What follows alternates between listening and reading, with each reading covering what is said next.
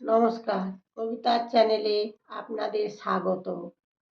আজকের এই ভিডিওটি আমি আলোচনা করব সনাতন ধর্মের একটি গুরুত্বপূর্ণ উৎসব নিয়ে।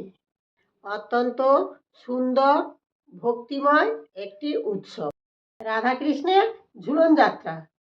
অনেকে বাড়িতে রাধাকৃষ্ণের ঝুলন সাজান, কিন্তু কেন এই দিনটি পালন করা হয় এবং এর পিছনে পৌরাণিক কাহিনী কি নিয়ম মানতে হয়, এই সম্বন্ধে অনেকের কোনো ধারণা নেই। আজকের এই বিষয়টি বিস্তারিতভাবে আমি জানাবো। এই ভিডিওটি শেষ পর্যন্ত অবশ্যই দেখুন। চলুন জেনে নেওয়া যাক ঝুলন যাত্রার বিষয়টি কি। ভগবান শ্রীকৃষ্ণ ও শ্রীমতী রাধারানীর প্রেম ভক্তির উৎসব। শ্রাবণ মাসের শুক্লাপক্ষে একাদশী থেকে পূর্ণিমা পর্যন্ত এই 5 দিন এই উৎসব পালিত হয়। ঝুলন যাত্রা পালিত হয় ইস্কনে 5 দিন, বৃন্দাবনে 13 দিন, পুরীতে 7 দিন এবং গোকুলে 1 মাস। অনেক বৈষ্ণব মঠ মন্দিরে দীর্ঘ সময় ধরে এই উৎসব পালিত হয়।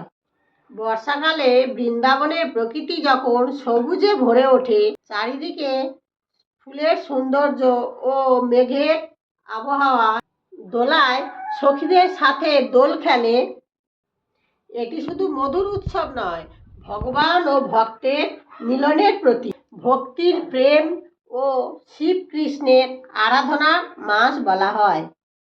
এবার বলি বাড়িতে কিভাবে আপনারা ঝুলন সাজাবেন। একটি পরিষ্কার ও পবিত্র স্থান নির্বাচন করুন। একটা দোলনা রেখে তাতে পরিষ্কার কাপড় বিছিয়ে নিন। ওর মধ্যে বিগ্রহ বা ছবি রাখুন। পুজোর মূল ভিত্তি হলো ভক্তি। মনে ভাববেন, হে রাধাকৃষ্ণ, আমার সামর্থ্য অনুযায়ী আমি আপনাদের সেবা করছি। আমার সমস্ত ভুল ক্ষমা করবেন আর পরিবারের সবাইকে আশীর্বাদ করবেন। এবার বলি পুজোর জন্য কি কি লাগবে।